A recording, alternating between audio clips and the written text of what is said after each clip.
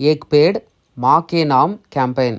அதாவது prime minister launch பண்ணுறாரு இந்த ஸ்கீமை 5 ஜூன் 2024. 5 ஜூன் அப்படிங்கிறது வேர்ல்டு என்விரான்மெண்ட் டேயில் வந்துடுது. 5 ஜூனுங்கிறது வேர்ல்டு என்விரான்மெண்ட் டே.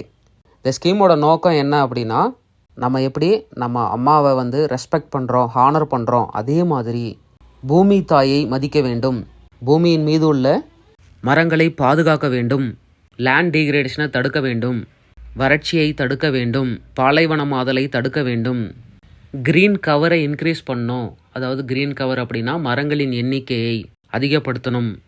டிசம்பர் 16, 2024 கிட்டத்தட்ட 102 கோடி விதைகள் விதைக்கப்பட்டிருக்கிறது அப்படின்னு மேரி லைஃப் போர்ட்டலில் கவர்மெண்ட் மென்ஷன் பண்ணியிருக்காங்க.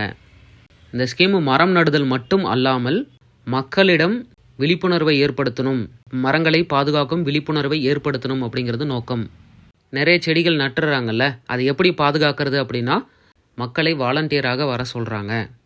இந்த ஸ்கீமோட சக்ஸஸ் என்ன அப்படின்னு பார்த்தோம் அப்படின்னா, 11 மார்ச் 2025 கிடைச்ச ஒரு நியூஸ் பிரகாரம், 2025 மார்ச் மாதத்தில் ஒரு நியூஸ் பிரகாரம் பிரைம் மினிஸ்டர் என்ன பண்ணுறாரு அப்படின்னா, மௌரிஷியஸில் அங்கே போய் விசிட் பண்ணும்போது இந்த ஏக் பேட் மா கே நாம் இனிஷியேட்டிவ் கீழே அங்கே மரம் நட்டுட்டு வந்திருக்கார். அங்கே ஒரு பொட்டானிக்கல் கார்டன் இருக்குது.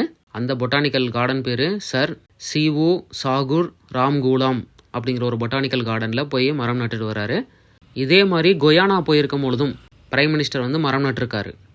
ஆல்மோஸ்ட் 27,500 மரங்கள் 136 நாடுகளில், உலகம் முழுவதும் 136 நாடுகளில் 27,500 மரங்கள் இந்த இனிஷியேட்டிவின் கீழ் நடப்பட்டு இருக்கிறது.